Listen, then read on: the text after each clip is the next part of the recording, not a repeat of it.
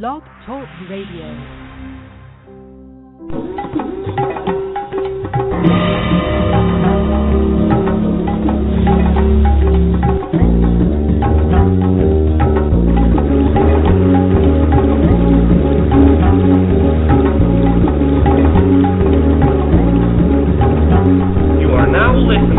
Enlightenment Evolution Network presents the Enlightenment Evolution Hour with your host, Rob Gauthier.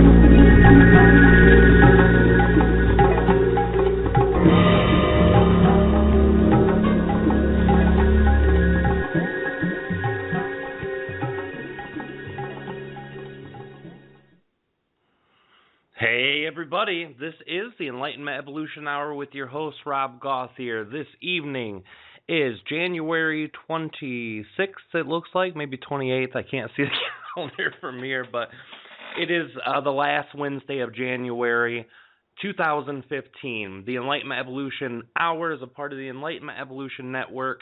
The Enlightenment Evolution Network sponsors the show as well as mini shows, and we will be doing all of the commercials for all of the rest of the shows a little later in the evening. Any expression or opinion expressed on this show by myself, by a guest, or by any caller may not necessarily be a reflection of the Enlightenment Evolution Network. With that being said, what we're going to do tonight is a very special evening. Tonight is a freestyle weekend. It's a freestyle Wednesday, but what we are going to do tonight is Master Density Class 101 Classroom 2. Tonight we are going to do the second part of the infamous Density Masterclass, Densities and Dimensions. This was my own reflection on what I'd learned about densities and dimensions from Treb and Aridif back in 2012, one of the most popular videos out there when it comes to densities and dimensions in the work that we've done, as well as having thousands of Blog Talk views. Originally it was done on Blog Talk by myself, and also thousands of views on YouTube. Very, very great information will be shared here tonight. The way I try to describe, a lot of people have heard Master Density Class 101, they've heard Master Density Class Advanced. There is a difference. The Master Density Class 101 is the beginning levels of things, but by no means do I want you to think that this will be infantile, juvenile information that comes through tonight. Tonight we will share in-depth information, but we're going to start at the beginning. And that's the difference between here and the Advanced Density Masterclass, the advanced version, because those are two different ball games. This tonight, we are going to take callers. If you'd like to join in on this conversation, please dial area code 347-308-8788. You can call in. Please hit 1 if you have a question, and we'll begin. Now, before we get to that, too, I also want to make a couple announcements. On the 7th, TrebChanneling.com will be doing a Walking Your Own Path with Daniel Scranton. It will also be moderated and hosted by Kalina Angell of the Earth Experience with Kalina Angell on Friday night on the network. Also, a top dog in the Treb Channeling game. She's a wonderful lady, does tons of work for this community. We're glad to have her be a part of this event also. Daniel Scranton is the Monday night host. He is the channeler of the Hathors, channeler of the Creators, Ophelia the Fairy, you name it, he can channel it. And he's a wonderful, wonderful human being. That will be on the 7th. You can register at TrebChanneling.com. Then you go to online events. You go to the events tab, then upcoming online events. It will be right there. So the way I'd like to work this tonight, I'm going to just start sharing. One of the topics of hot conversation lately has been incarnation cycles, so I think that's a good place to start. I never get ready for these shows by doing intensive studying, writing down notes, doing it. It all comes from the cuff. It all comes from the flying through by the pants on my seat. That's what we're going to do tonight. We'll start with incarnation cycles. Depending on your questions, depending on what you'd like to share, what you'd like to ask, that will be our guidance to see where it takes us this evening. So I think that's a great place to start. Let us start. Again, if you guys want to call in, area code 347-308-8788. Make sure to dial a 1 so that we know you have a question in the queue. Incarnation cycles. Now, this is something that's very interesting. The majority of people see incarnation as a thing that you do before you go to your next life. A lot of people talk about in-between life, planning, all those things, and those are all relevant to what we're going to talk about tonight. But for right this moment, what we want to talk about is the whole cycle of incarnations. What is it to be in an incarnation cycle? What is an incarnation cycle? Well, each planetary consciousness that is there is also represented by the physical growth and evolution of a planetary system, of a solar system, of all of the things that are a part of each other's lives and a part of the growth of the whole system. So what is an incarnation cycle? Well, think of this as a gluing together of the physical and non-physical of a solar system or a planet. You see all of these energies, these non-physical entities, all these entities who are 7th density, 8th, 9th, 10th, 11th, 12th, these entities need to manifest themselves into physical reality. So how do they do that? Incarnation cycle, if you want to define it before we get started with explaining how it works, an incarnation cycle is a cycle in which a group of entities incarnate into one system for one common purpose and cause, and it is a cycle. It is finite. It has a beginning. It has an end. That's the definition. So let's explain the mechanics. These entities want to experience something. Now, the way that the upper echelons, or not the echelons, but the upper levels of these entities in non-physical state, the entities who reside in the higher densities, these entities are in larger groups. And when you see an 11th density entity, which is an entire universe, that entity is as big as it can get for one singular entity. That universal consciousness is broken down, and that's where we get the lower densities. If you're going from 11th to 10th, it's a smaller unit of measurement all the way down to 7th, which is high 7th is a whole planet consciousness, and low 7th is an oversoul. Now, it's important to know that because the way I have to describe this is a very difficult thing. First of all, when we're looking at an incarnation cycle, the majority of the time an incarnation cycle starts at what you call the solar system collective. So we're looking at an 8th density entity. So an 8th density entity will incarnate into a solar system. This can start many different ways. Most of the time in our galaxy, the way that it starts, the mechanisms are different, but the way that it starts is the way that we see star nurseries. You look at the Pleiades, you look at the Triangulum, you look at all of these beautiful places in our galaxy where there's these bright, luminous stars shining through all of this really dense and thick gas, and it's making these beautiful nebulas, and we see the life in the beginning of these stars. They're really pre-stars. Some of them are pre-stars, some of them are just starting stars, but this is where they're built. One consciousness out of that gigantic first density entities that are all the dust and all of the rocks that are pushing together and the gas and the heat from all the friction and gravity, they say, let's start our own system. So the first density entities work together, which are the lowest level, the building blocks, to use a physical manifestation, a physical mechanism to arrange higher density entities to come into a lower density physical vibration. They push together, they press together, all of this stuff coalesces, and then a star ignites. There is the birth of the physical incarnation of the 8th density entity of a solar system. Right at that moment. You're not just seeing the star being born. You're not just seeing a physical thing happening in front of your eyes. What you're truly seeing is a non-physical entity desire to have a physical presence, desire to have a beginning of an incarnation cycle. And that's exactly what happens. Now, the physical incarnation cycle happens in so many different ways. We're looking at non-physical beings that are transporting themselves into these physical objects. Well, what is an evolution? Let's define evolution in general. What is the whole idea of evolution? It's something that starts and expands. It's something that starts and grows. Well, just like consciousness grows, just like all of us who are going through our lives tonight, Going through adversities and excitements, both of those expand us. So how do we translate that into physical? How can we, as human beings, sympathize or empathize or perceive a non-physical being trying to make themselves physical? How can we see something evolve that to our bare eyes only looks like dust and newly formed stars? We see a will, we see a desire to expand. Non-physically, the desire to expand is there. Physically, that manifests out into coalescing of planets.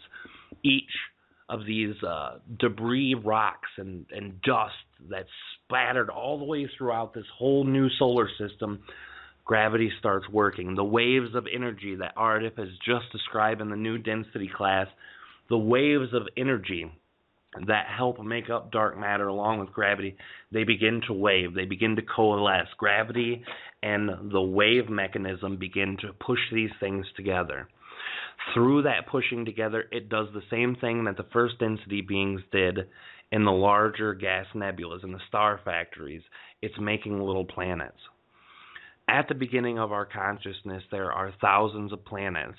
And when you look at what science tells us about formations of solar systems, this is the way that they're explaining it to us so that we can see in real time how consciousness grows in a solar system. We are at the beginning of an incarnation cycle. It's so important to see how this works so that we know how an entire incarnation cycle looks like. So we're looking at these new planets, hundreds, maybe thousands of little baby planets, 100 to the size of our moon, and those start gravitating towards one another.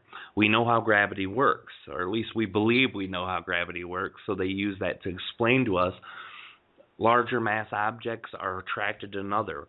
Microgravity works. The larger something gets, the larger the gravity gets, so it starts pulling. What is that gravity? If we're looking at, and I know I'll be all over the place tonight, so forgive me if I jump around, but in all honesty, let's look at gravity. What is gravity? When we see two large objects being attracted to one another, we perceive gravity, or when we perceive something falling around another larger object, then we're perceiving gravity. But what is the true nature of that? It's the same thing. The law of attraction that works with us non-physically. We find someone who we love. We create a relationship and a life with them. How does that come to fruition? It comes for two separate entities desiring, pulling into one another, each other for a larger experience. So what happens to these microplanets is that they coalesce. They bump into each other. Parts of them break off, go elsewhere, but most of them stay together and they push together and larger planets are made. Now we are looking non-physically. We have just had an 8th density entity break apart its consciousness to provide a star in its physical manifestation, as well as dividing itself into multiple 7th density entities. We see consciousness step down. We see consciousness break apart. We have now seen the first step in the evolution of an incarnation cycle. Now, hundreds of planets or thousands of planets dissipate into dozens, a handful.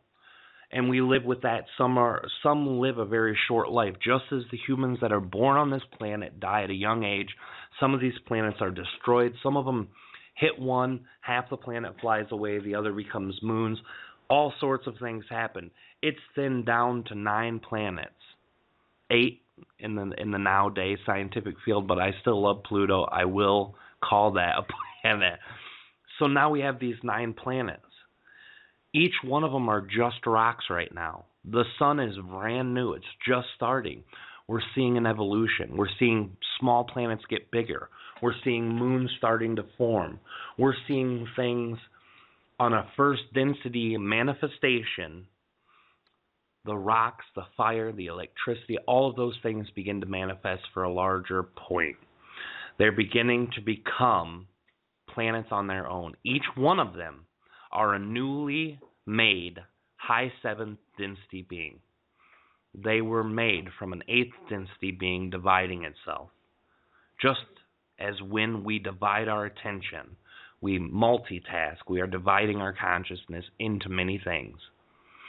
When we look in the future, Treb and Aridif have warned us about this many times. We can't manifest without our full selves here. Right now, in this moment, we divide our attention to the future. We are literally taking our consciousness and dividing. This is the manifestation of that beginning of the incarnation cycle. 8th density, manifesting as a star, dividing itself into planets. Beautiful concept. Now we move to the next part of the evolution of the incarnation cycle, because this is a cycle. It evolves. Now we're looking at multiple planets, and they begin to grow. They begin not just to grow in size and mass and gravity and attraction in their own pursuit of attraction of other things, but also in the evolution of life. Even the planets that we think are dead, that nothing can grow on it, Treb and Aridif have reminded us that first density and second density life for this solar system exist on all planets.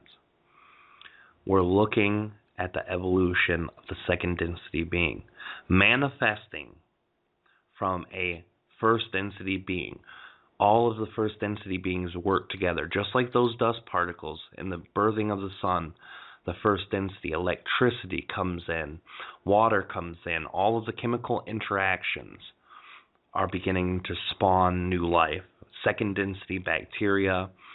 We have amino acids, the building blocks of life. Those are coming in. They're creating more complex life. We are starting to evolve now. The Earth itself, you can look at that as a model of perfect evolution in consciousness and physicality alike.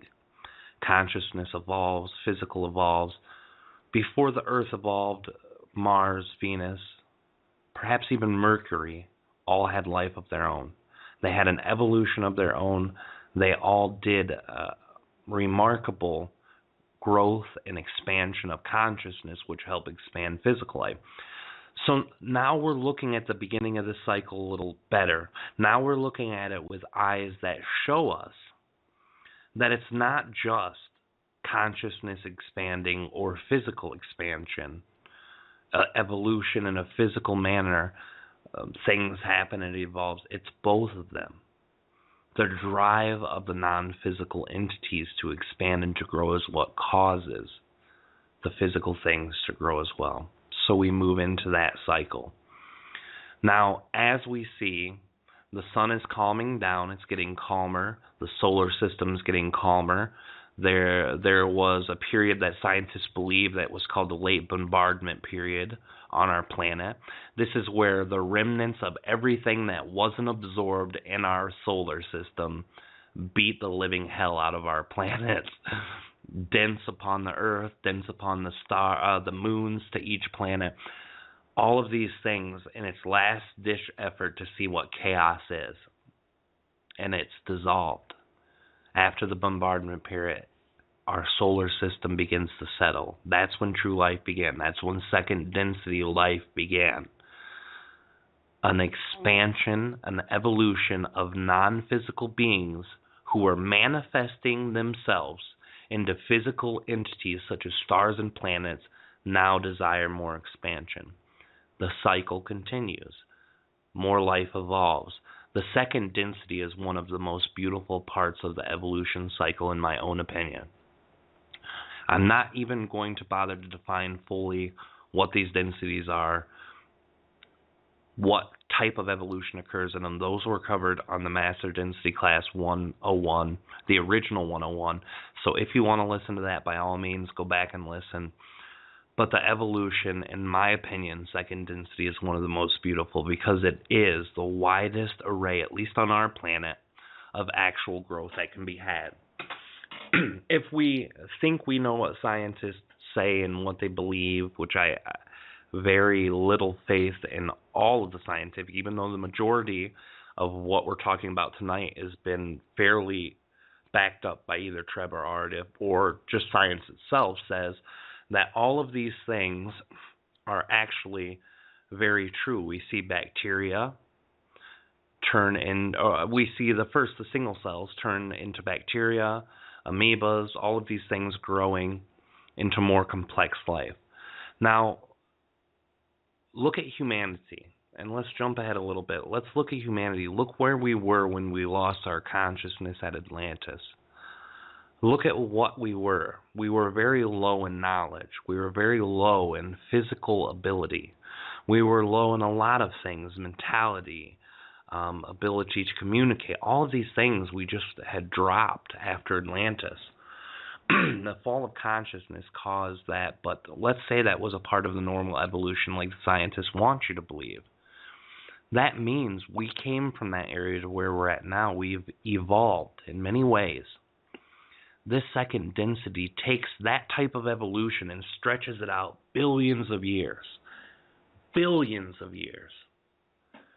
Each new generation of life that comes, it gives something new to the planet's experience. Each part of those evolutionary physical things were not just mutated because evolution requires mutation for adaptation of life. Yes, physically that is true. Physically, that is the mechanism of change for evolution in our planetary consciousness. But what is happening in the non-physical side for that? What can a bacteria experience? What is the experience of a bacteria? It's very small. It's limited.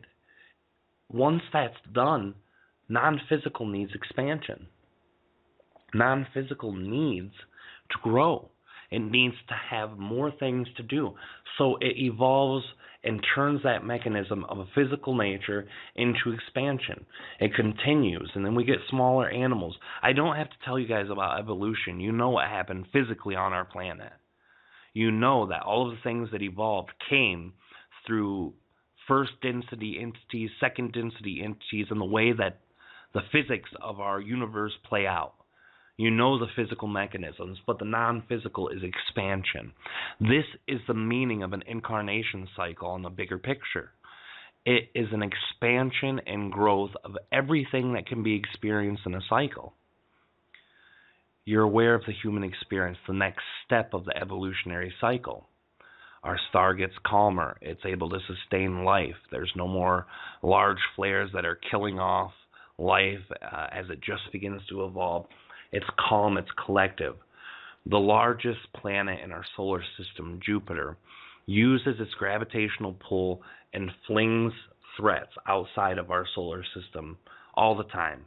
It shoots them to the outer part of the solar system because life here is precious. Without that planet, we would increase odds of being hit by those things by 80 to 95%.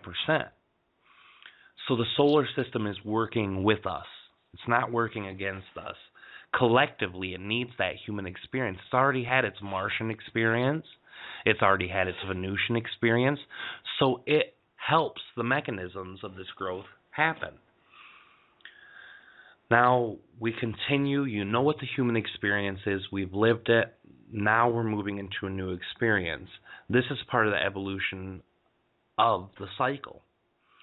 Now, fourth density is something that I don't want to get into the what's, how's. Like I said, we've already covered that. But it's a growth of the heart. It's a growth of an expansion of a physical body beginning to interact with physical things as it never could before. Manifestation comes quicker. Telepathy comes quicker. We're getting into a new realm of physicality. Human experience requires that. Earth, collective consciousness, one high seventh density entity requires that.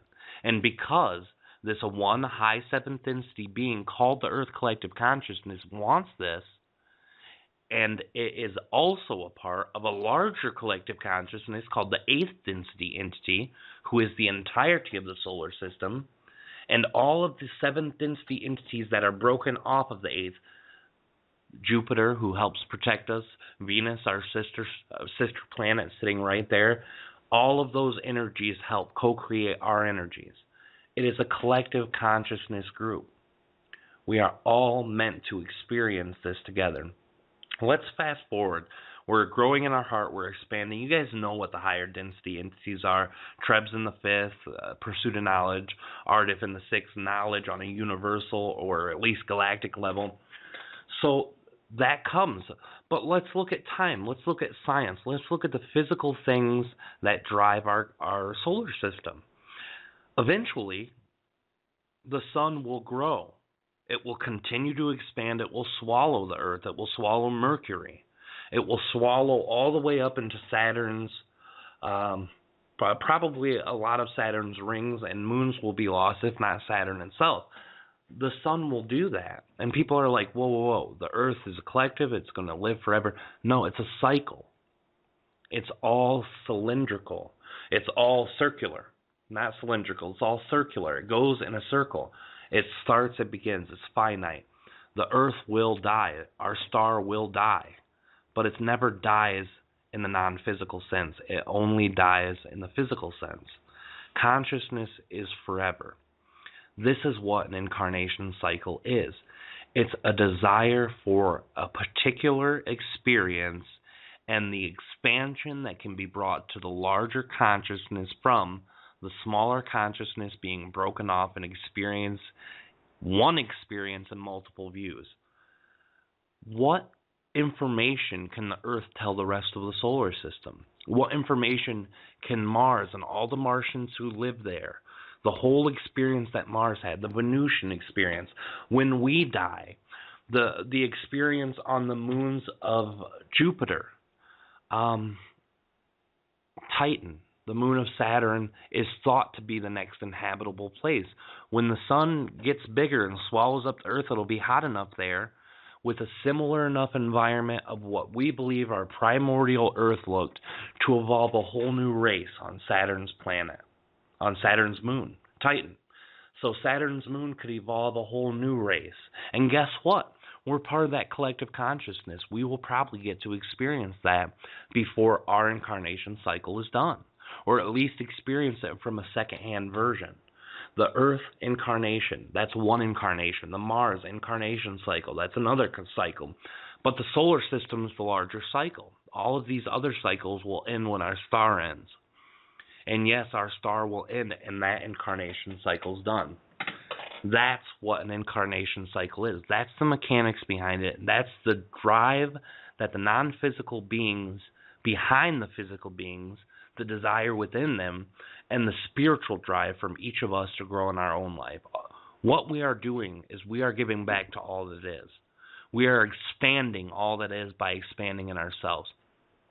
This is why sometimes the frustration comes from so many of us who understand a little bit of this bigger picture of expansion in ourselves helps the one, and why people just can't do. All of those frustrations are understood, but we can't change that. Even a person having a horrible experience who doesn't know nothing about expansion is expanding the universe. They are giving it an invaluable experience that can only be had in this system. This collective consciousness incarnation cycle is what this incarnation cycle was meant to be. For all of these planets to have their personal experiences, and for all of the incarnation cycles of the individual planets and moons to be fed back into the larger picture. And when the star dies, and stars can die in various amounts of ways, but when a star dies, it goes back into oneness. Most of the novas, supernovas, it turns the star, for the most part, back into dust. That dust is in a large cloud which coalesces and begins the cycle again. The new star nurseries are born, and the system starts again. The universe, a larger entity, will still be in that same cycle. It was born. Our scientists believe it's the Big Bang, and yes, it's expansive. There was a large energy shift. From what I understand, Treb and Aridif explain, it's not quite like the Big Bang's explained, but it's very similar in the energy. It was a big, large energy, a new universe. That universe will expand, and it will also cease to exist one day. And it won't be for trillions and trillions. We get to have fun here for a long time. But even when this universe is done existing, we get to restart. We get to start our own new expansive universe. Because it's not just the universe that expands. It's not just planets, collectives, all of it. It's all in an incarnation cycle. Now, for those of you who just tuned in the last half hour, this is the Enlightenment Evolution Hour with your host, Rob Gauthier. We are talking about the Master Density Class 101. We're talking about all sorts of things. We just finished up talking about incarnation cycles. I see a lot of callers on. If any of you guys have a question and want to chime in, feel free to dial 1 on your dial pad. That'll let us know that you want to talk, that you've got some questions. We see the chat room open too. I wanted to say hi to everyone. I see everyone who's there interacting, talking, so thank you also.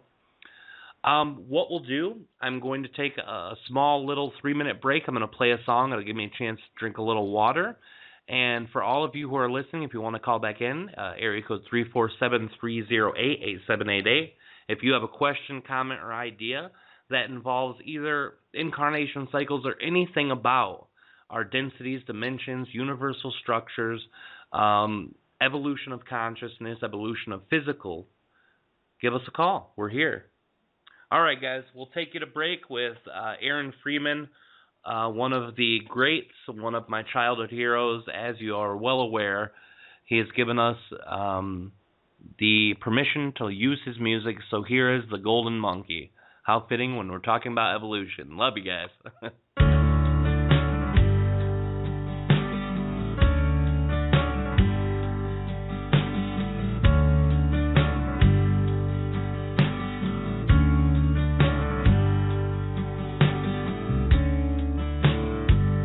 I'm a timeout, I'm a wave man, Scooby-Doo man, waxy serum, see my finger, it's like a tower, sending signals to other people.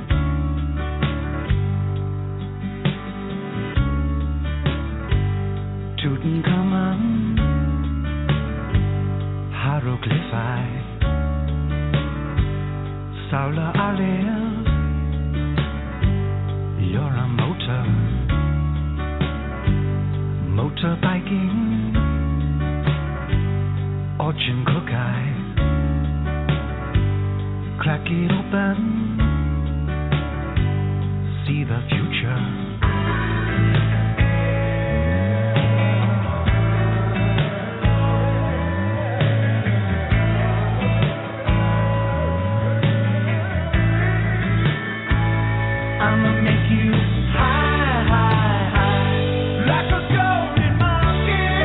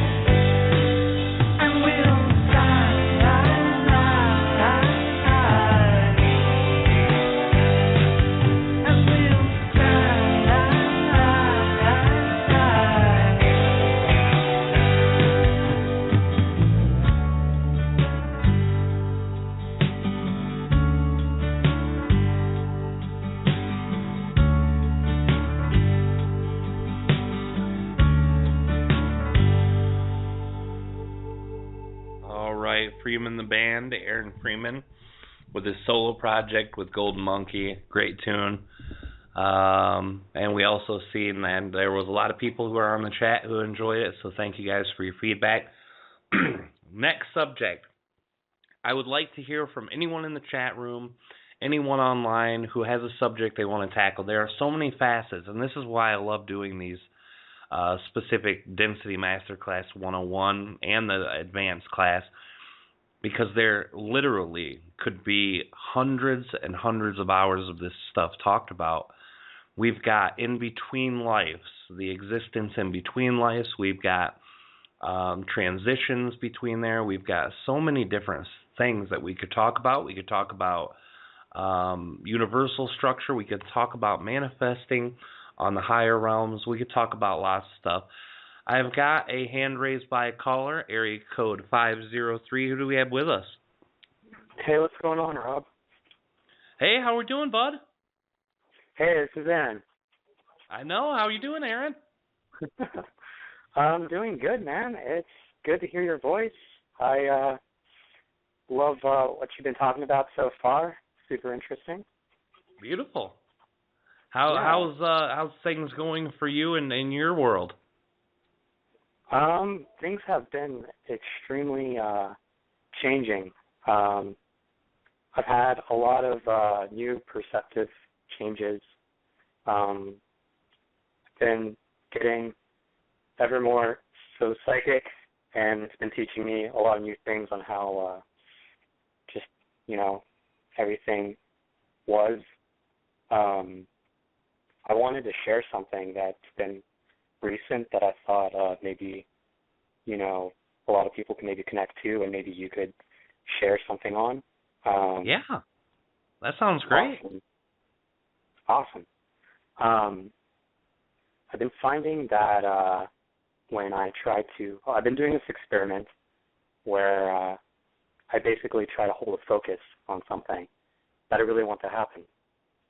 And I'll focus on how I feel, for the result of how I feel, to kind of more so push into that parallel reality of, that would have what I wanted to basically happen.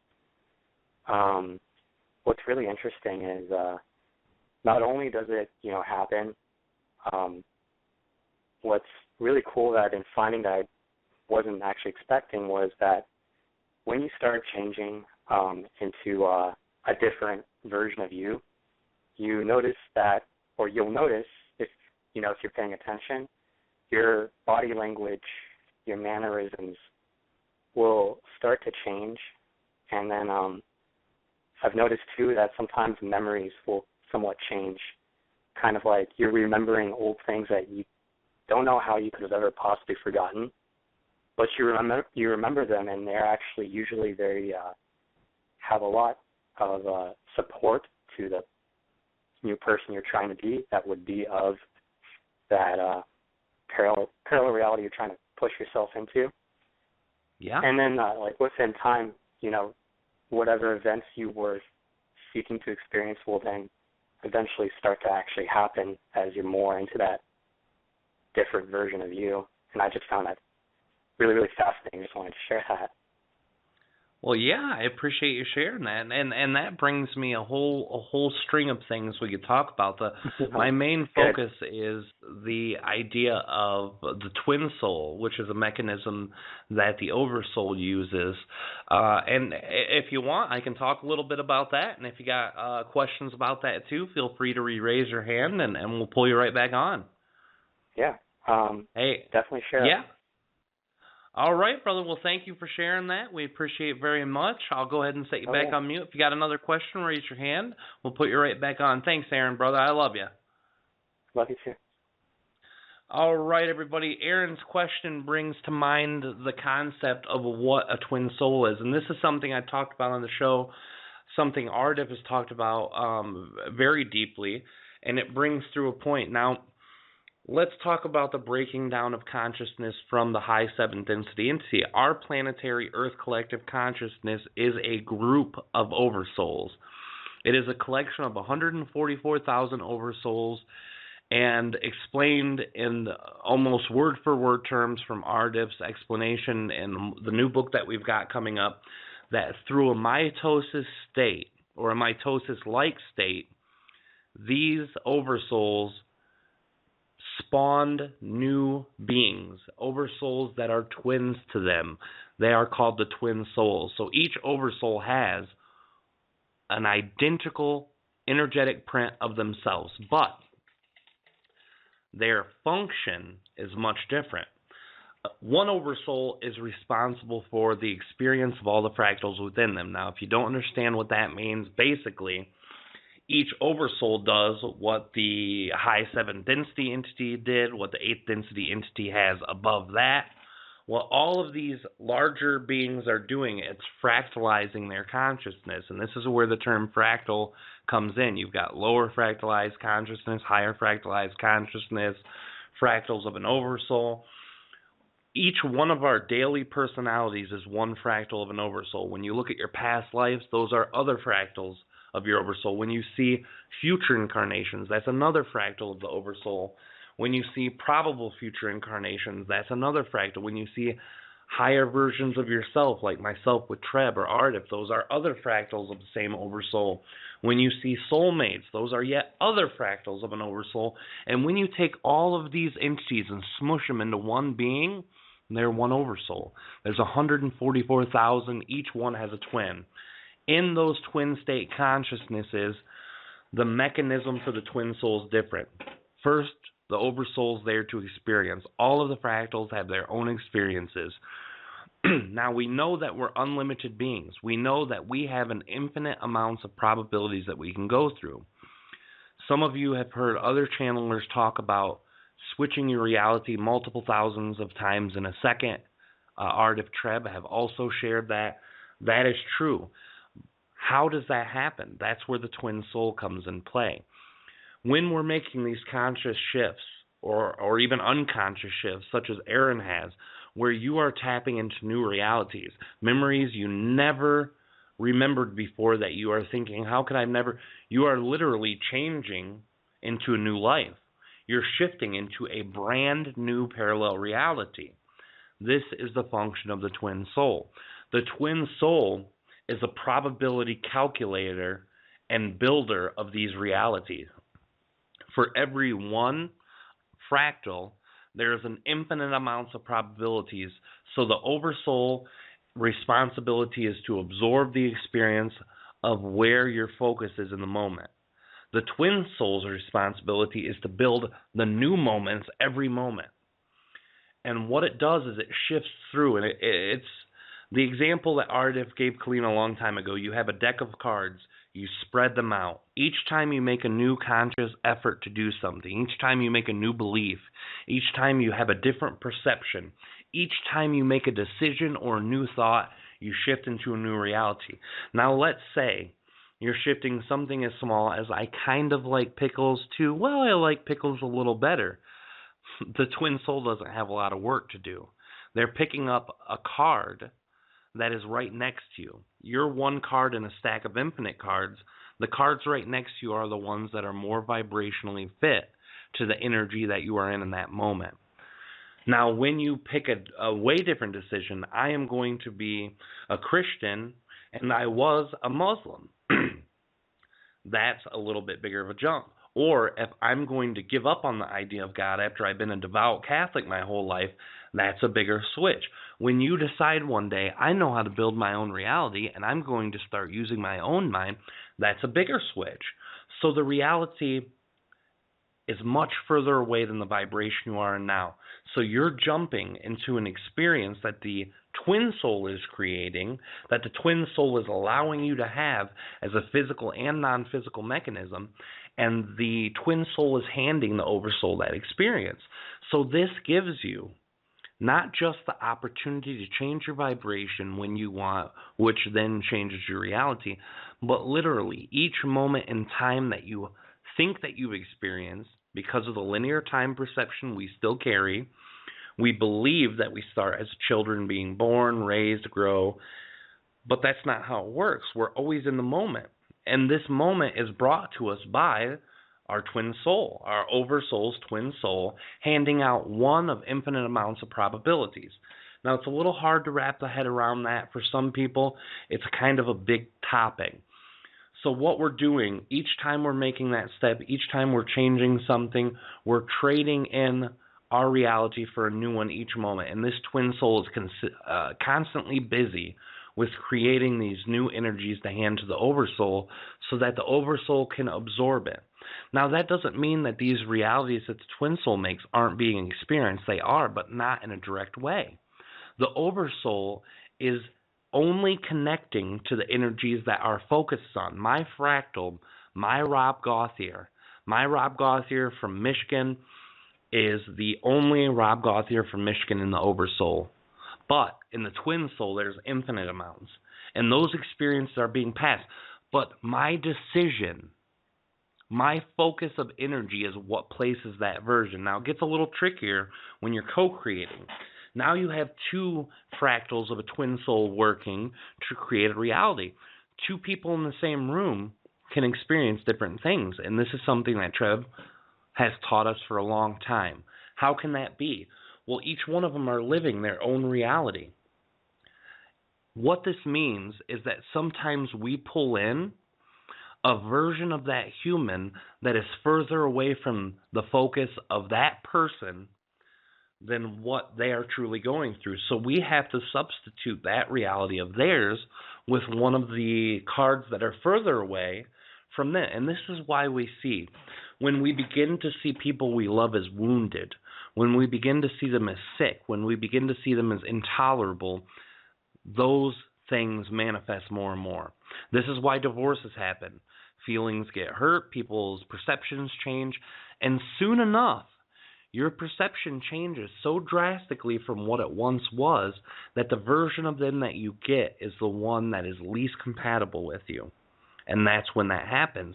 When you separate from friends and family, the same thing happens. All of these energies are being brought forward to you. Can you experience the version of a person that they're experiencing? Yes, and in fact, it happens a lot. And that's because we're trying to co-create something together. It goes back to what the bigger picture desires for the experience. So myself and the person in the room next to me who's very excited about being there, who's living in their excitement, they're in their version that they desire the most also.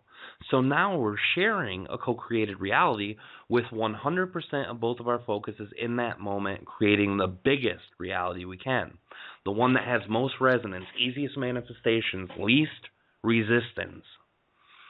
But when we pick up that version of someone who is not fully focused in the reality, we're not getting that version that they're experiencing. We're getting a version of the twin soul, which is no less valid, and that's the important part. Just because an entity's 100% focus isn't into that reality doesn't mean we're not getting a real version of them. It doesn't mean we're getting some matrix fake version of them. We are getting a true version of them, just one that they're not experiencing in that moment fully. We experience all of these realities to one degree or not, depending on how much focus we put. This is why people can experience multiple things at once. You can experience loving and hating someone at the same time because you're drawing off two separate lives at once. Instead of being the card in the middle of the deck, you're in the middle of two cards. You're half on each card. Instead of being able to strictly focus your attention on one thing, doing it multiple times, experiencing something that's kind of indicative of something that doesn't resonate with you, that's a version where the focus isn't fully there. So these mechanisms are harder to explain than the way I understand it. Ever since I've been working with Aridif, it's like a natural understanding of these things. Working with Treb is what helped me with a larger understanding of the densities dimensions. But this is all from the twin soul. This is a multiple-faceted, multiple-dimensional reality.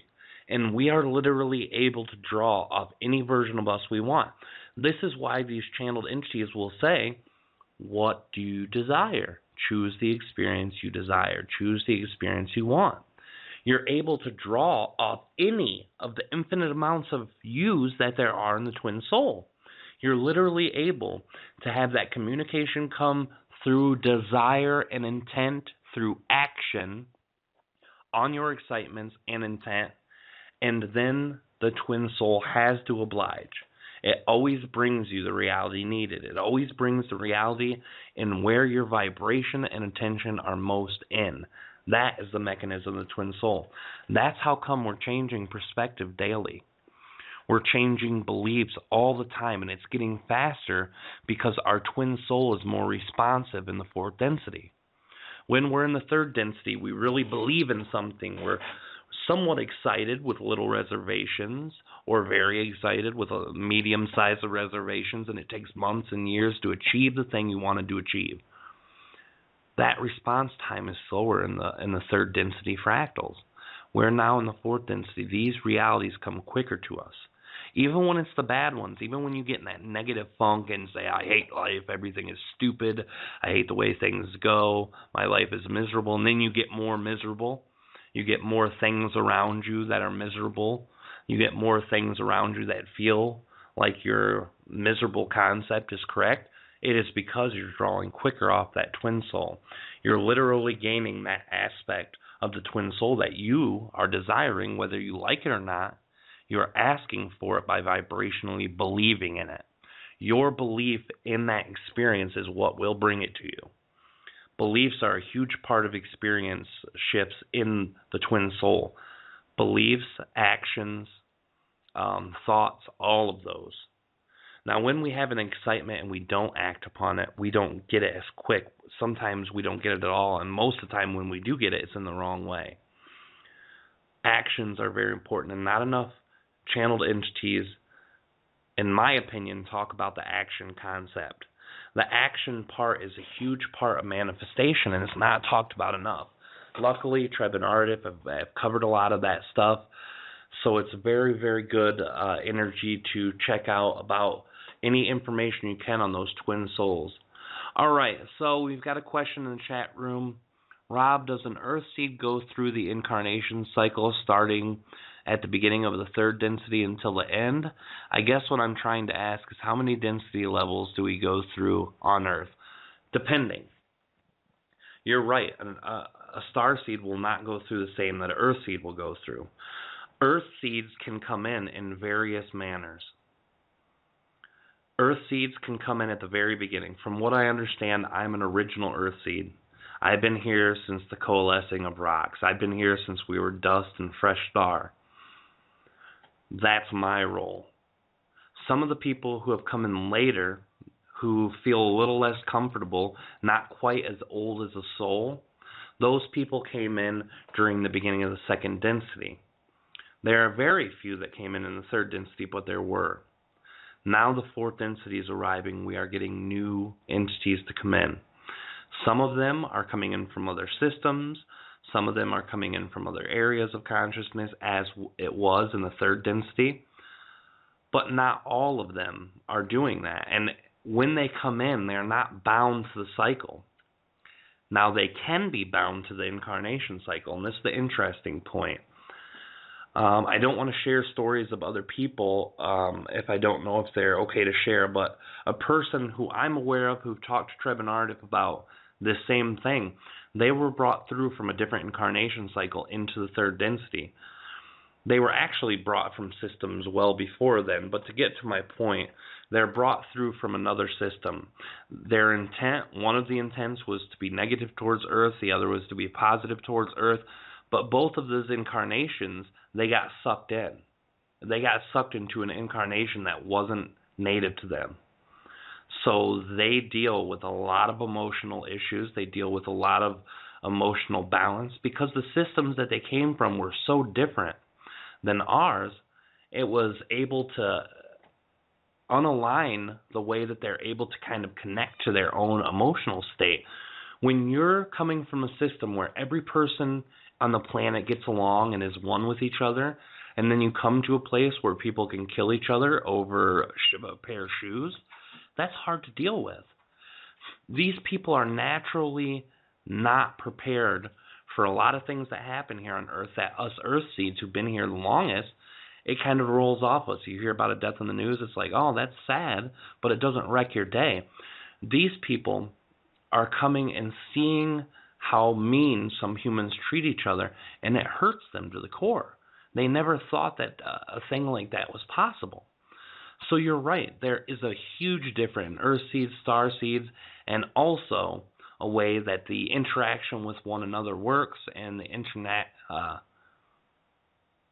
interaction with, yes, absolutely. And that's the difference between star seeds, and I'm replying to a text that's going on.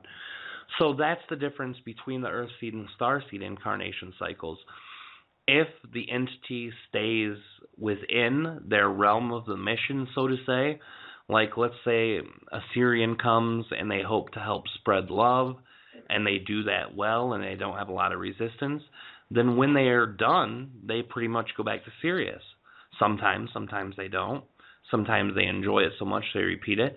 But other entities, let's say an Arcturian might come here, be dealt a very harsh blow and a really rough life because they're not adjusted to that Earth collective consciousness, and all of a sudden, when they're done with their life, they've got a lot of work to do on themselves compared to what they would have if they were still in that Arcturian energy.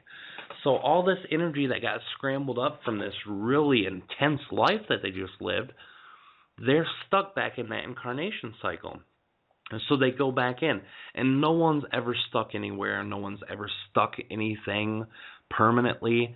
It's always because of the emotion in the moment.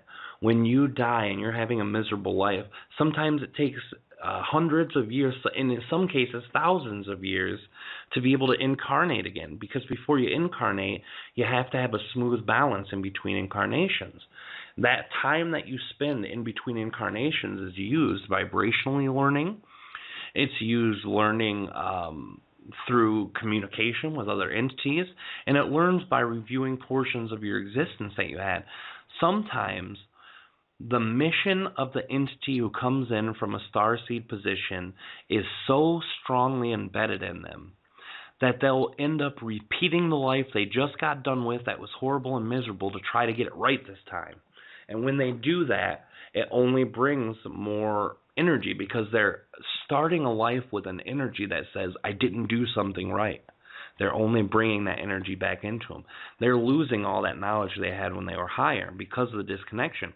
If they stay connected in their lives, if they make the best out of their lives and feel that they've accomplished, then they start off on a better place, so it's easier to integrate that energy at the top level, that energy from the Pleaidian or Syrian or wherever they're coming from back into themselves, and then they can go back with their own incarnation cycle. But the majority of incarnates here are earth seeds. And there's a terminology that was brought, indigo children.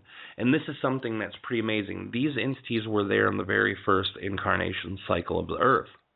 When they came, they've pretty much, I won't say mastered it because you never get done mastering, but they came knowing that in their lifetime they will be in the fourth density. So they come pretty much getting all their lessons that they've had in all the last lives done with, and they come here. And there's a huge frustration with this group because they're seeing injustices. And this is why the 90s kids were always pissed off.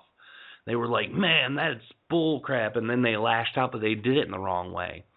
We were still coming into this with high awareness but little control over that energy. There was such an intense desire to have things the way we wanted it to. And a lot of the time it turned into lashing out at others. And this is why the 90s was such a rough decade. Me and Kalina talk about all the time how the 90s were just so different. You see kids in high school now, yes, they can be mean, they can be petty, they can do all those things, but nothing was like it was in the 90s with attitudes and lashing out at each other, violence, frustration, anger, all those things. So these indigo children come through, and once they get into a certain age of their own life, they start reconnecting. They had to have that negative, crazy experience through the younger years and teenage years so that they could use it to benefit themselves in the older ages, and that's the point we're getting at.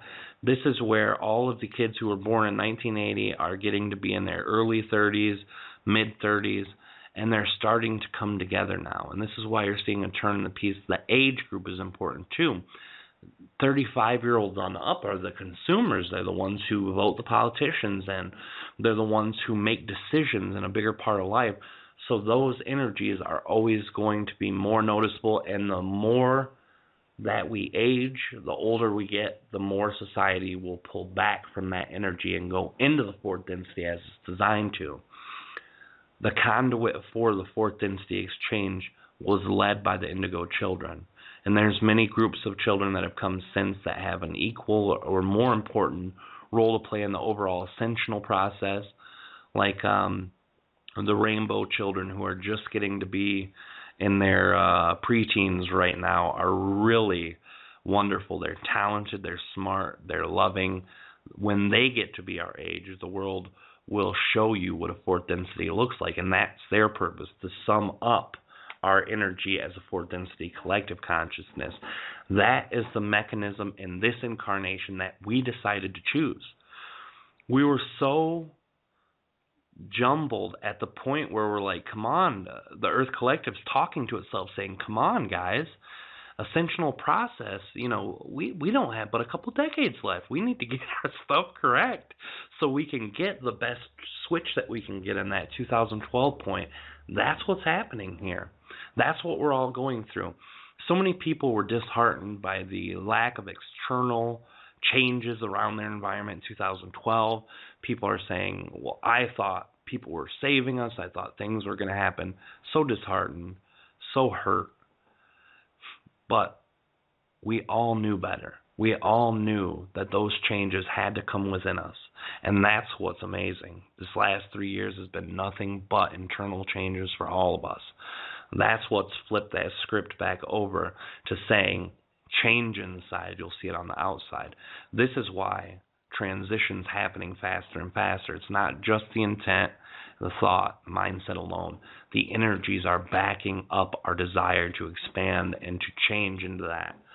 So that's my answer to the question about the incarnation cycles. Anyone else have a question about any topic that they'd like to hear about? If not, we can go to our network announcements. You're very welcome for the answer to the question. I think that's what we'll do. We'll go ahead and go to our announcements for the network. When we get back, if any of you want to bring up a new topic on Density Masterclass, anything you guys want to talk about when it comes to ascension, energy cycles, all of that, and then we'll close out the evening after taking a few more questions with something that Aridif channeled about ascension. I think this is a good place to leave it for the night because that ascensional process he explains to us in detail, and he explains it so well. So we'll be back in about 9 minutes after the announcements are done, and at that point, we will enjoy ourselves with a couple more questions. And I'm trying to see something. Uh-oh. I'm hoping that the announcements didn't get pulled out of here. They might have.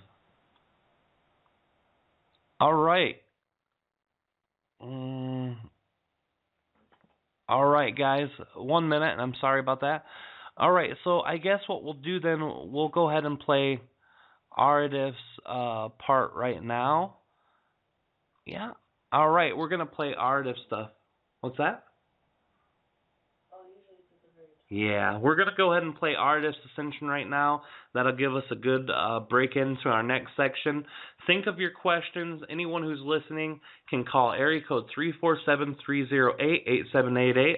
Call. Make sure you hit number 1 so that we know you have a question for us, and then we will take your questions right after this recording. Thank you, guys.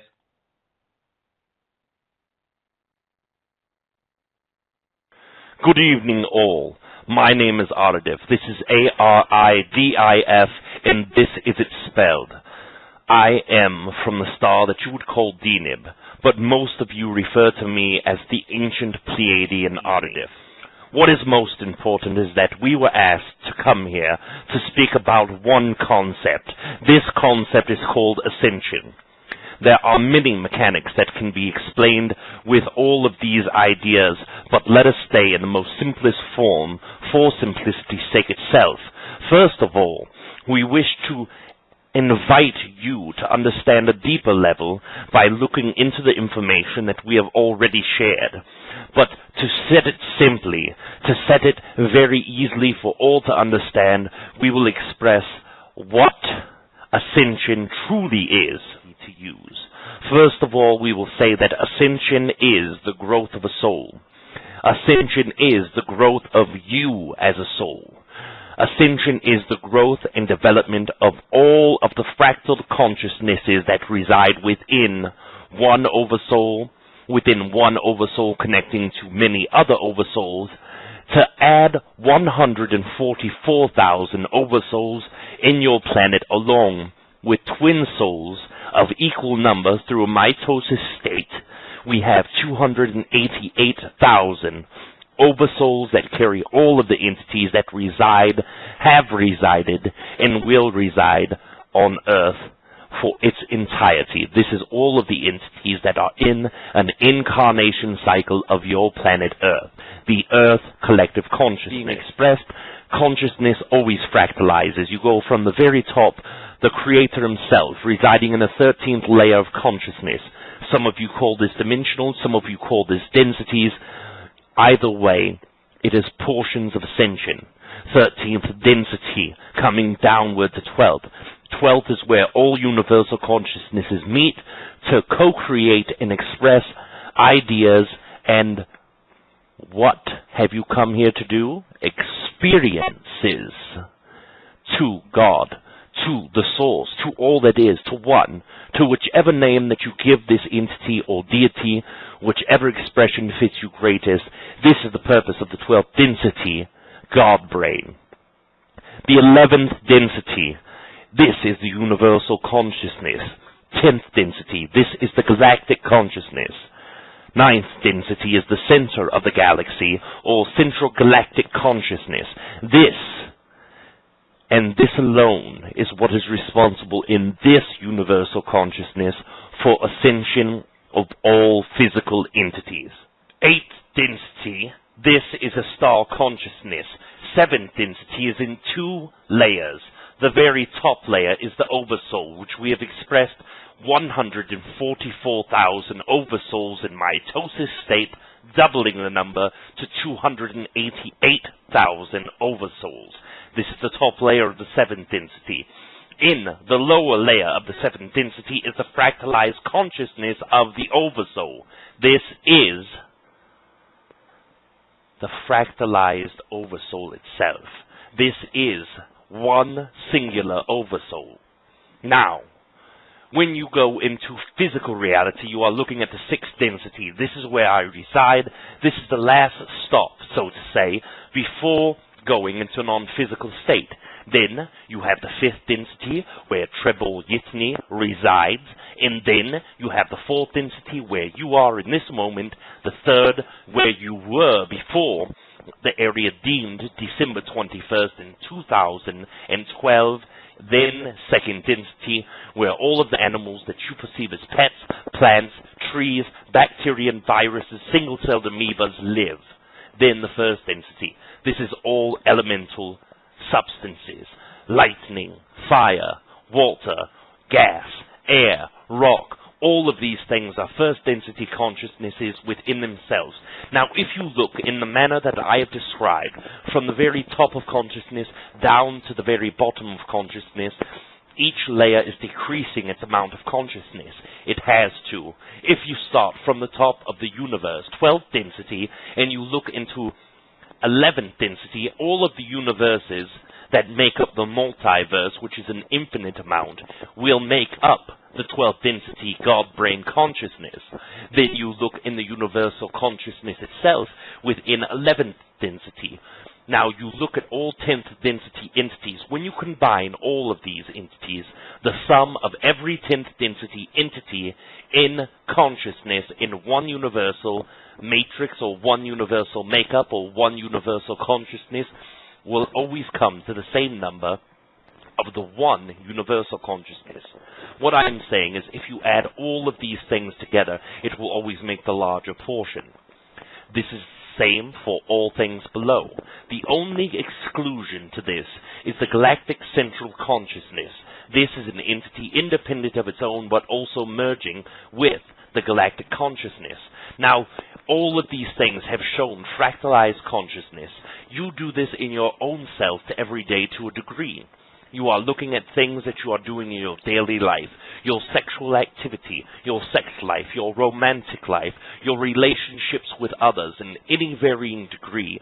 Then you will look at your job, your work, your excitements, your hobbies. All of these things are separate fractals of yourself, and when you add them all together, you will come up with your own consciousness. This is what we wish to share with you about fractalized consciousness. What is ascension?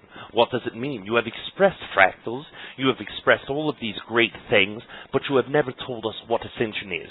Now let us express this from a more scientific standpoint. The entity that resides within the galactic consciousness is a non-physical entity.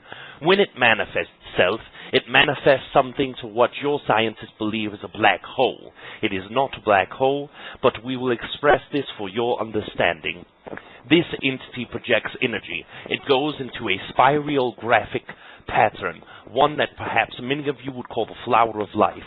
It extends in a long ovular shape, continually going outward, inward, coming in to the center base, which is where the entity resides, going back outward in increments, moving counterclockwise from the center outward, going back until it staggers one on top of another, where if this is the original pattern of the oblong shapes that are going outward in this, then the next round will go in between.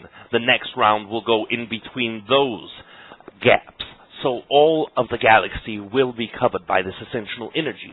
It is a process. It is what you are experiencing this moment. Now, what exactly are you experiencing? What is this energy? This energy is having no known substance in the physical universe, but most of you would describe this as electromagnetheric energy. This is very close to the common source and idea of what this energy is. The way it interacts from yourself to another is through an area of consciousness from non-physical to physical through the chakra systems. Each one of you are designated with 7 chakras in your earth experience, but also you are having 6 more that are not in your physical experience, that are not in your earth experience. They are in your solar system experience. They are in your galactic experience. They are in your universal experience. And all of this energy interacts with each chakra independently. Now, there are waves of energy, kinds of energy, and each one of them are different, each one of them interacting with you separately. Let us talk about this equinox energy that you have experienced in the fall of 2014. What this energy was to do was to bring forward all of your beliefs that you see to be limited and make you confront them. This has brought about illness from some of you. This has brought about turbulence in relationships. This has brought about new expansions and horizons that once were thought never to be passed, now overcome. This is the type of energy in this specific interaction. The ascensional period is 9 years. 9 years before, 9 years after the precipice. We have explained before that the precipice is in the area that you deemed December 21st, 2012. 9 years previous, it was building up. The precipice of energy took place on that date, and ever since then, new energies are coming in. This will help you fill the void of consciousness that a fourth entity can have, but in this experience so far, you do not. Most of you do not. Many of you are experiencing the shift in this moment. Now, let us express what is the difference between the third density and fourth density entity.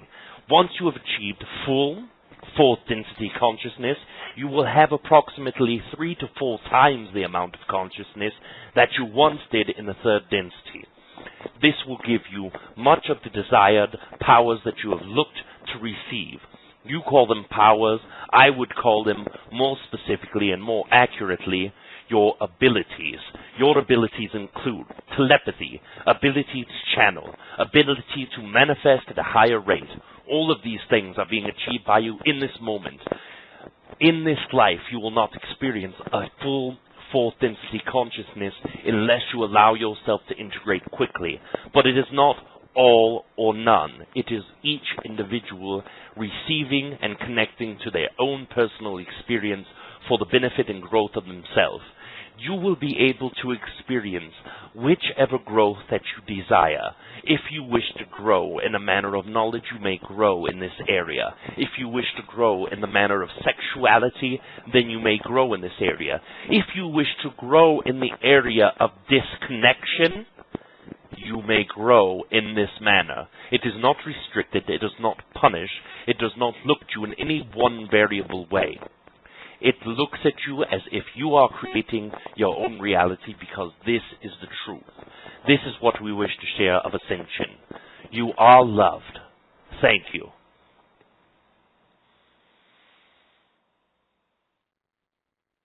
All right, everybody, that was Aridif on Ascension. We see that we've got a couple callers. We'll take the first call. You can go ahead and ask your question idea, and we'll talk about that idea real quickly. 641, area code. Who do we have with us this evening? Hey, guys. You hear me?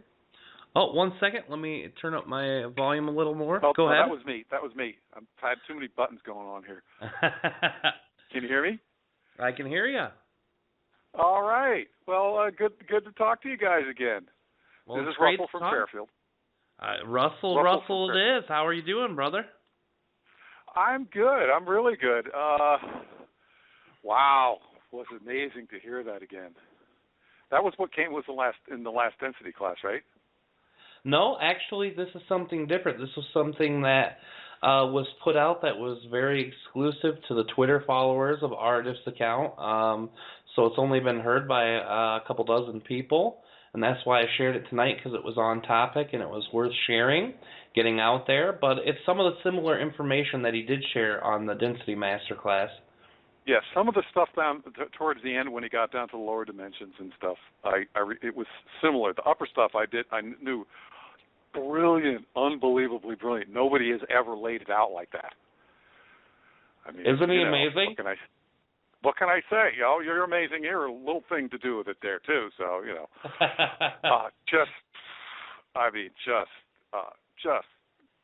it's like the $100,000 bottle of wine or something. It's just like such a rare, unusual, and incredible experience to hear that come out. It really is.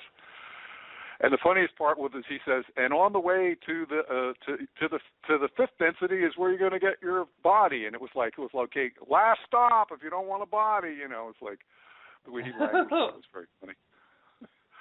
But yeah, he's got some of the colorfulest expressions and terms that are out there. And our friend Mark from Australia explained to us what kind of literary terms it was and what kind of defined terms. I can't remember the exact name for it, but he laid us out a beautiful explanation of how Aridif uses these different types of terminologies to express the information, and how obscure and absurd that the idea of using them together would be, but when he does it, it lays it out so beautifully.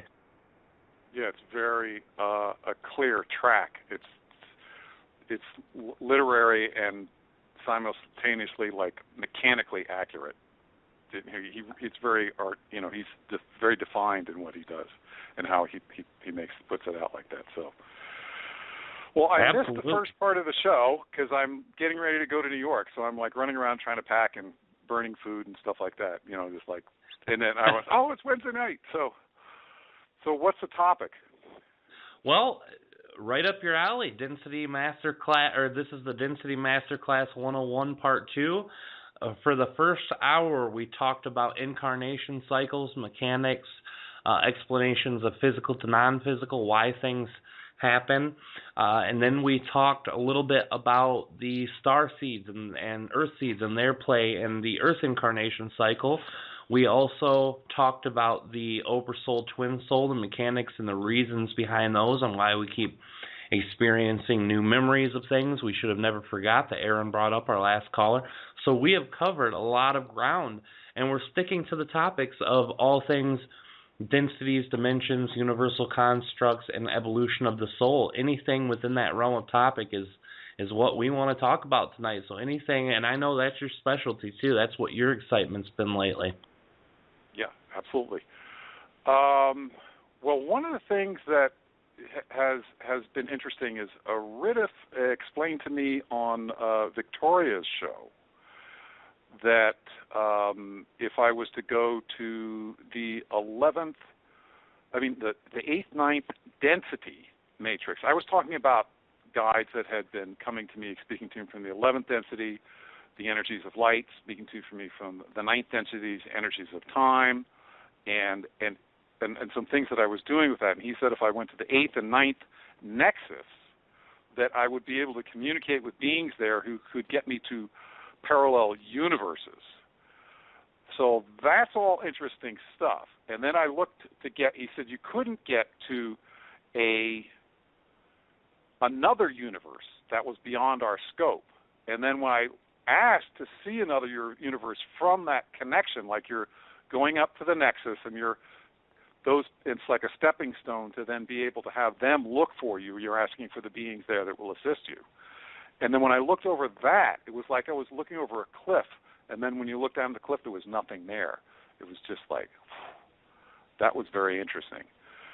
So part of what in this conversation, and I know you've got this, is like, so we have nexuses, and now are there 12? So if there are 12 levels of this plus source of which is 13, and does each density have its own set of 12 nexuses, or nexi, or whatever you want to call it, or because that the conversation of what is a reality, how many nexuses are in a reality, how many are per universe, how many are per density, that whole topic of the filling out that conversation around what is a nexus, because he was saying that I would look at what I thought was a dimension, or what is being called a dimension by other people, and that's actually a nexus. And there's a lot of like traditional work around it, indigenous work around dimensions, and all the way up to like 144 or whatever. There's octaves of these things and everything. So my question is what is the construct of the matrices? Like, how many of them are per density? How many of them are per universe, etc.? That or parallel universe? Are they, how does the structure of the nexus work? Beautiful question. And basically what we're looking at it maybe a little backwards. In the layout that you gave, it was perfectly accurate, but it's a little inverted. The way that it works, these 12 matrix nexuses, these 12 layers of consciousness that most call dimensional, a universe is constructed of 12 layers. So it's 12 parallel nexuses, matrices that are on top of one another. I'm not sure how physically they're stacked. I've never even thought of that until you brought the question to me.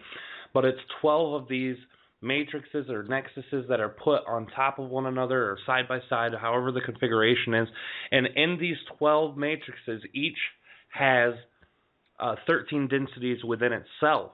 Now, each one of those carries out the evolution of each density to its fullest extent, but the difference is there are slight differences in each matrix, each nexus, and these matrices and nexuses that are 12 in number are basically a representation of a parallel reality that is higher connection to consciousness, to God. When you look at the 12th matrix, the 12th nexus, that in itself is where angelic consciousness comes from. These entities are eternal physical beings, but they also go through densities. They also have the first density of physical things such as rocks, electricity, fire, those types of things that are directly connected to Source. This is why when you hear about the Judeo-Christian version of heaven, you hear streets are made of gold and diamonds, because the first density things are so pure because they're connected to Source. They're directly connected to Source and infinite. Second density things too. Eternal trees, burning bushes, all of these second density animals, the animal kingdom of God, the eternal birds that are large, these things are second density entities connected. The angelic consciousnesses that we come in contact with are the third, fourth, fifth, and sixth density versions of the 12th nexus or matrix. And in those levels, each one's closer connection to Source. So that 12th dimension, the 12th matrix, the 12th nexus, that is a direct connection to Source, eternal. That's the highest point of evolution you can go. So a universe has 12 versions of itself that are all connected into one universe, and in each 12 layer, there are 13 steps that you can go. And the 13th and all of these are the same exact thing. They're all the same exact creators, so there's no difference from one matrix, nexus, or dimension to the next. They're all the same. 13th is universal in all arenas, no matter what. It's creator, it's forever, it's expansiveness, it is one. Then when we get to the lower versions, it's the same thing but played out. When you get to this 12th nexus, and you're looking at an 8th dimensional entity or an 8th density entity in the face, you see it manifest as a physical star. Well, in our version of stars, these things are huge. But if you went to the 12th matrix, nexus, or dimension and looked at that star, it would be billions of times larger, more luminescent, more energetic, because it is divine. It is connected to Source. It has direct access to Source information, no matter what it is. So it's the same version of 12 matrices, nexuses, or dimensions. No matter what terminology you link to it, there's 12. And in each one, they have 11 layers of growth, which we call densities. The 11th, I cut it off there because, again, the 13th and 12th, the God-brain connection, I'm not sure if that's different or not, but I would assume it's not. I've never asked that, but I assume it's not. So that's kind of the lay of the land. Mm-hmm. There is no small version of that. Well, and okay, now I got that. Let me just re-ask this, the most simplistic version of it again. So, we have the nexuses, densities, and dimensions. You were saying as they're named. So let's just call them nexuses. So there's how many in this universe? Did you say there were 12 parallel universes? I'm just trying to get my basic question. That nexus is a parallel universe to most people's mind. When they think of Rob, the same Rob that exists here, but just a little better connected to Source and maybe uses his left hand or lives in a different part, that's a different nexus. That's one of 12 different dimensional. Or you can have the same version of Rob, just in a different reality, a different part of the country, same amount of consciousness, just going through different, but that's through the twin souls. That's a whole different mechanism. A lot of people see these as either dimensions or parallel realities, but in fact they are those nexuses. There's 12 of them in one universal construct. So there's 12 in one 12 universe. Densities and 12 nexuses also. Yes, correct. Okay, and how many? So let me use this scope. I'm going to listen to all this over again and get it. And so then, how many nexuses are there per density? 12? No, because the densities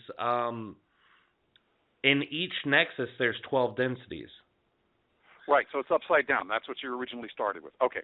I'm good. Yes, I'm good. The nexuses are the top layers, and in each, well, it's not even a top layer because each one has the same amount in each one. Each nexus holds 12 densities, possibly 11. It goes all the way from physical first density beings all the way to at least that I know of 11 density beings. I'm not sure. I'm trying to access that from Aridif, but I'm not getting anything back if the 12th is or is not. My perception of that is that you're when I'm pretty good at whether it's a collective or not. And when I'm asking in the 11th density, it's a collective. And yes. And they talk to me about light, and then what gets below that, then it's about time. Now, here's another question I have for you. So Aridif was talking about height, width, depth, length, and time as 5 in terms of that was his version of, if I have it correct, his version of dimensions, height, width, depth as a dimension, that kind of thing. He had length and depth as a dimension, and then also the flexible one that he never really explained at all was what is time as the 5th dimension. So those are two of my questions are, what is the difference between length and depth? Do I have that correct? Yes, height. Well, okay. It's height, width, depth, and time. This is the 4th dimension. This is what we experience in the 3rd dimension. Time's laid out in a linear fashion, so we experience it that way. So it's height, depth, width, and time. That's the 4th dimension. When you get to the 5th dimension, time exists, but not in the same way. It's more expansive, it's fluid, and that's why it's considered the 5th. They're not adding an extra element to make it the 5th dimension. It's a new dimension because it becomes less as a point along a linear path and more like a coordinate, just in the same way height, depth, and width are.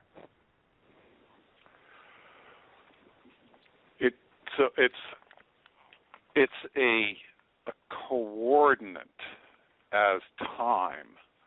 Well, my definition of coordinate, not so great. The way he explains it is that it's so fluid, it becomes an extra element in itself. The time is one, the fluidity of time becomes the 5th. So that 5th dimension is coming from time being fluid, so it adds a whole different dimension to that. And that's their definition of dimension I never really cared for because it doesn't mesh with a lot of the other ones, but that's the thing. Well, that's good though. That's good though. Sure. Because what's happening? The thing is that when people,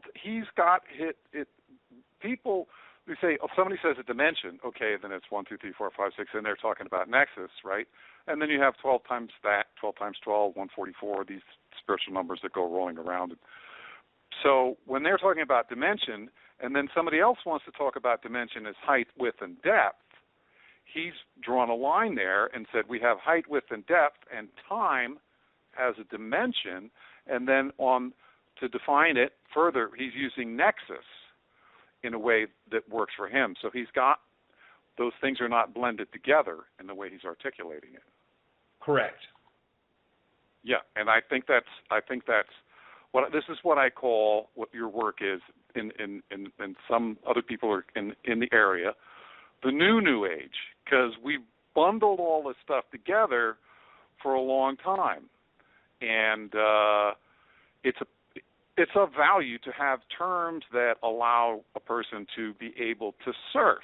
Because I'm a kind of surfer, so if I'm talking to somebody in the 9th dimension and I ask who's there that would assist us with somebody's got a physical problem or whatever, and then I say, those of this, where is it stuck? Where's this person's toe stuck?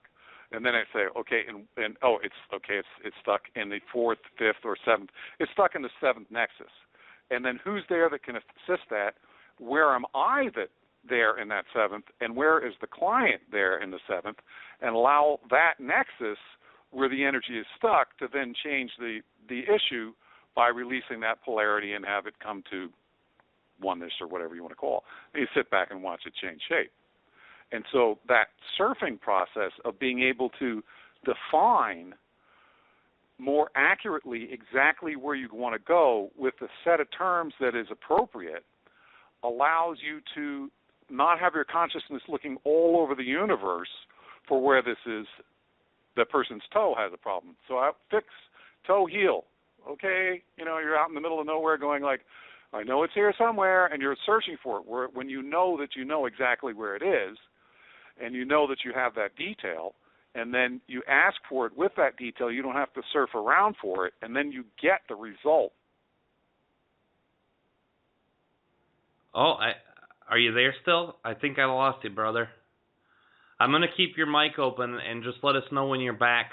The first thing I'll comment on is you're absolutely right. This definition that he's giving us is a representation of being able to more multidimensionally connect to different aspects, attributes of time, space, given to us in a way that we can understand the complete breakdown, while others have merged concepts.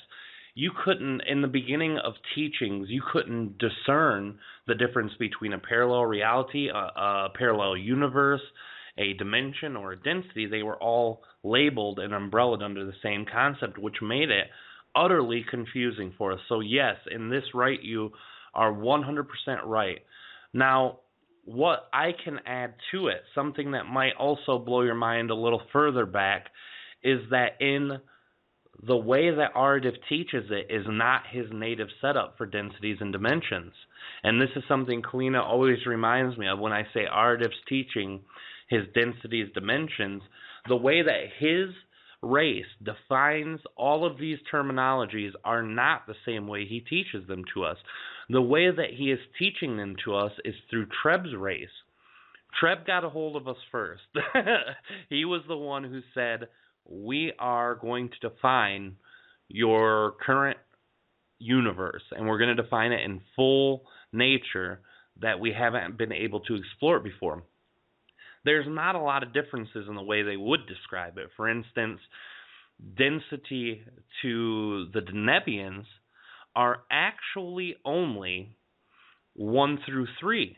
They only have 3 densities, and that's because there are 3 harmonic levels.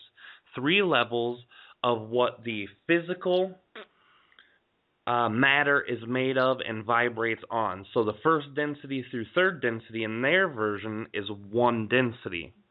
The 4th density is 2nd density. The 5th and 6th, again, are made up of the same vibrational quality, but are still separated through rotational spin on the axis of each specific physical molecule and atom and atomic structures rotating on that specific variance. So they're rotating in different directions, therefore no longer perceivable to each other in that vibrational level. Now you bring it down to 3rd density, or what Aridif would call 1st density, and you take 2 particles and spin them the other way, whoop-de-doo, we could see them both. And this brings out a better definition of physical matter and makeup, but it doesn't account for the differences in the quality of the evolution of the entire process. The entire process, Treb breaks to us in 6 varying degrees, although Aridif would only do it in 3, but that because it gives us a new detail with each step up. Now, we've heard people talk about 144 dimensions, and that is because they are breaking each density to each nexus individually. They are only taking 1. So to them, yes, there is 144 dimensions, but they're strictly labeling these things dimensions as they're breaking these things up, because to them that is the manner and makeup of each individual thing. And it's great, it's wonderful. All of these things have validity. I agree with you. To me, it makes the most sense how they describe this now. I don't like the word dimension for me when they've taught it, because to me that dimension has so many different definitions, people become confused. For me, it makes sense. For me, the word dimension fits with how they describe it, but for others, they can't quite necessarily separate what they've been taught before about those things to make it more clear for the larger picture. And that in itself is why I don't necessarily like it. It's good, it has its purpose, all of those things. And if you're listening, Russell, feel free to call back if you're available to.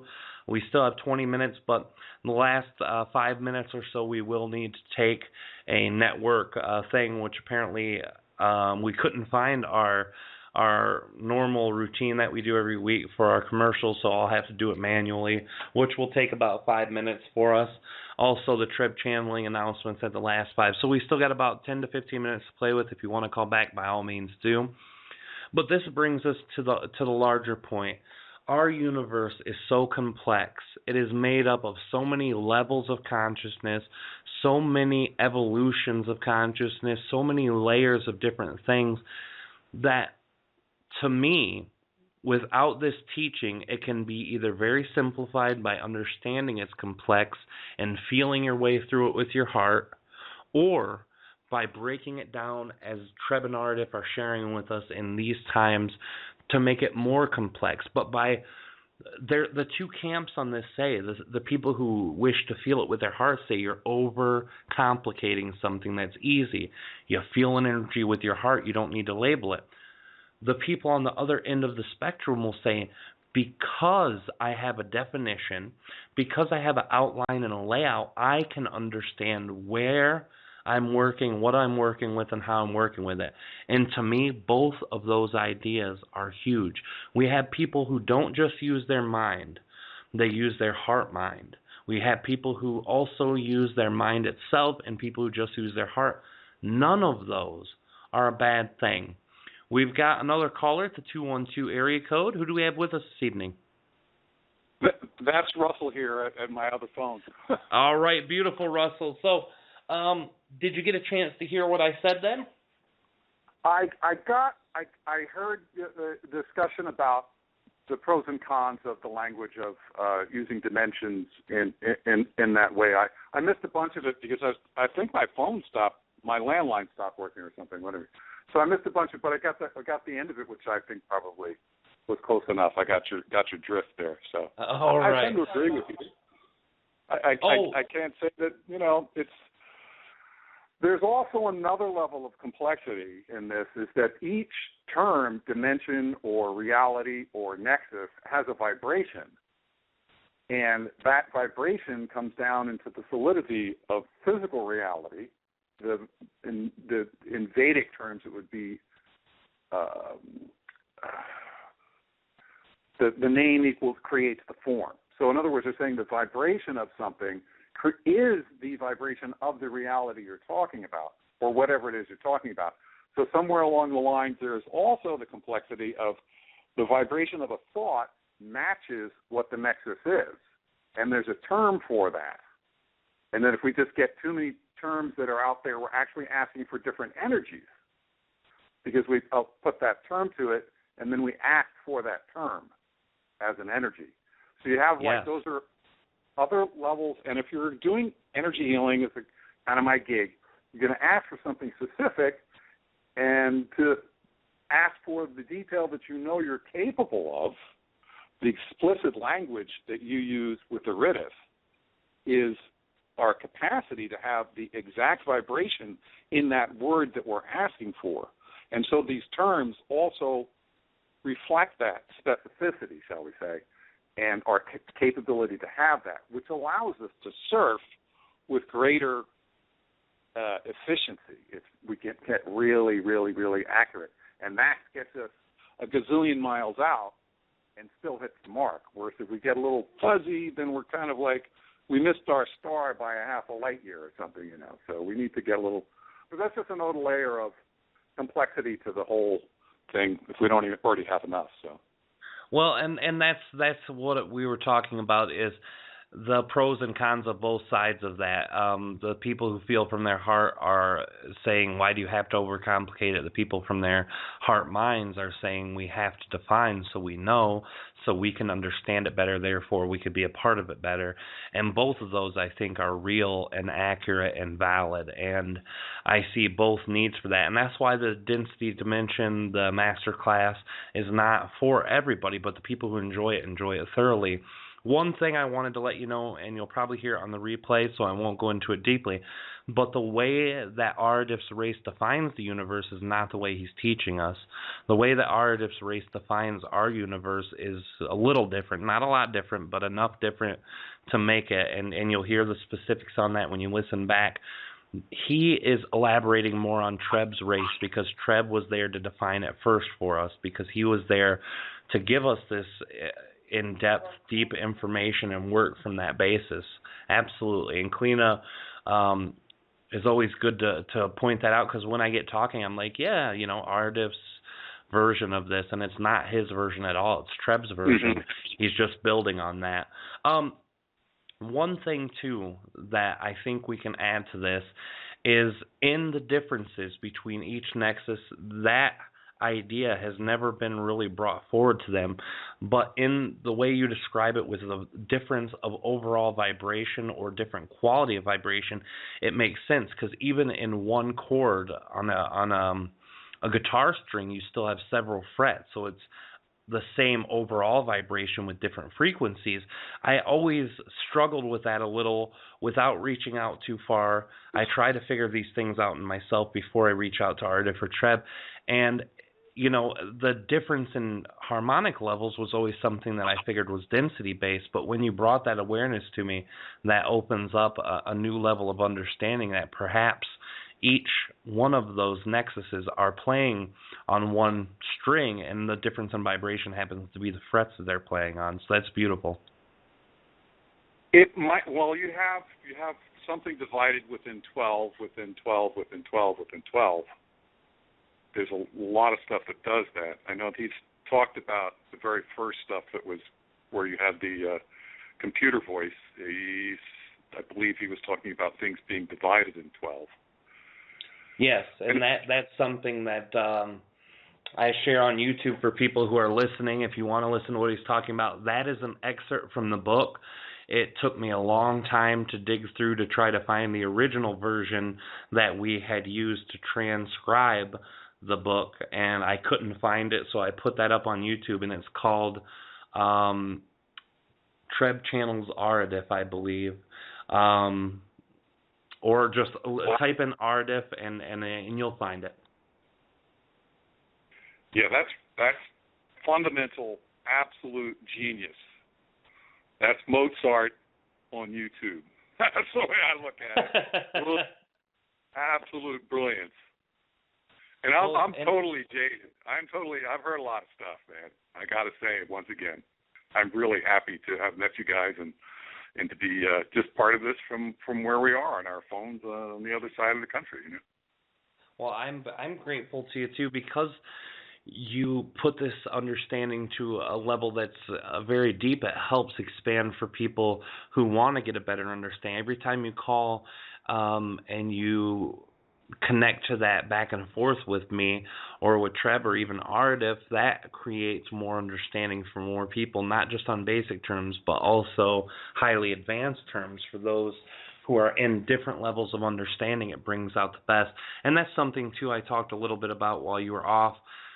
Some people look at 144 dimensions, and they're using that by breaking the 12 layers of 12 down, and using 1/12 of 1/12 fractal, and using that as their measure of one dimension and defining each one as so.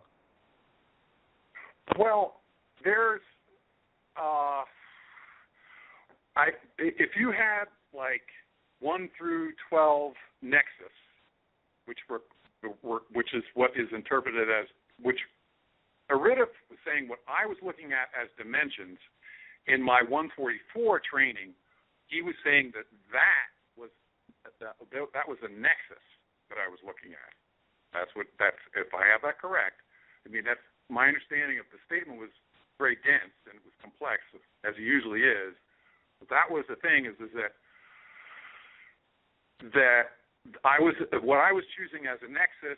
What I was choosing as a density was actually what he was calling a nexus. Now, if we go up, if you ask for dimensions and you go 1, it'll feel it click to 2, to click to 3, and then you can keep going up. And then when you get to like up to 50 or something like that, it gets energetically intense. And then when you get all the way up to 144, I mean, people fry. It's not, something you don't want to be doing unless you have, a little bit of help there. So my impression of that process is that it starts at the root chakra and then goes all the way up. You get to about 70 at the top of the head. Once you start getting beyond 70, you're going up up into the 8th, 9th, 10th, 11th, 12th chakra system, and that stuff's resonating up there. So, and I I don't know. It could be an entirely different system in some fashion, because that's how the way it feels to me. I don't know that it's like where we feel 11th density is a subdivision of 11th density would be 124, 125, 126, 127, or whatever it is in terms of dimensions in that old school version. And it is my impression that, I don't know whether it's independent or not. It's another one of those things to be, find out at some point. It's a very powerful Mexican Cornadero tradition to work that way, and they have specific things that you would do in each one of those dimensions. And it's a very interesting stuff. And if you get going on it, you'll feel them click one, click to the next, click, and it's really cool stuff. That's a whole thing in itself to practice that. You're supposed to practice it every day. It's part of the tradition and whatever. I don't. That's amazing. That's actually pretty amazing stuff. Now, as much as I hate to do this, Russell, because we are on the end of our show, I've got to do announcements before the night's up, but I want to thank you for your addition to it. I want to say thank you for all the things. Kalina wants to say hi to you, and to you as well, Aaron. She wasn't in the room when you were calling, so thank you guys both for sharing on this beautiful night. This, I'm hoping, is just as great and just as wonderful as the first Density Masterclass 101 was. I think that this can be really insightful for people understanding. And when you get a chance, Russell, I'd listen to the whole thing again, because it is amazing. Yeah. I have to fly tomorrow, so let me see if I can get it on my phone when I'm at the airport or something. All right. Absolutely. Sounds good, brother. And thanks again, and we will talk to you soon for sure, brother, okay? Okay. You have a great day. All right, you too, brother. Love you, bye. All right, everybody, that was a beautiful, beautiful thing. Thank you for joining us for the Density Masterclass 101. Beautiful, beautiful information. Density Class 101 Part 2. Let me define that for the difference. Our Enlightenment Evolution Network has many shows, Monday through Sunday. We have a show on Network 2. We have Saturday. To find those, you can go to Facebook, type in Enlightenment Evolution Network, and then go to the very top posted list on the like page, not in the group. The group is different. The like page has all the shows, or go to trebchanneling.com, EEN Network tab, and sub-tab Network. You'll find all of the active shows that are there every week, 2 hours per day of great listening. You can find all the shows there. Some more announcements for trebchanneling.com. On the 7th of February, myself and Daniel Scranton will be channeling 2 hours each.